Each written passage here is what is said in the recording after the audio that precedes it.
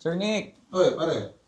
sobrang busy na. It's our tax season. Maybe you can give tips and tricks sa mga business owners natin paano mapababa yung taxes nila. Okay, tara. Can you tell us what this tax season is all about? We call it tax season because it's the deadline of the annual income tax return.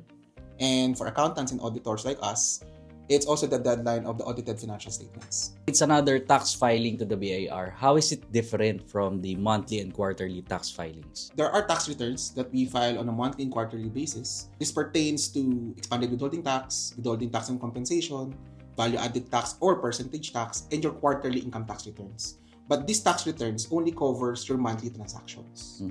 The annual income tax return will cover the whole year or annual transactions, meaning lahat ng sales and expenses mo for the whole year. Why is it important to look at the annual transactions? It's an opportunity for business owners and companies to correct all the undeclared and unclaimed transactions pertaining to sales and expenses na nandun sa quarterly income tax returns nila. Pwede nilang ihabol yon on this filing of annual income tax returns. Second is, if you don't file or pay on time your income tax, you will be penalized. Same goes with the filing of your audited financial statements. You will be penalized by the BIR and SEC. Lastly, it will give you an overview of your financial performance and financial position on the previous year that you could use to make sound business decisions for this year.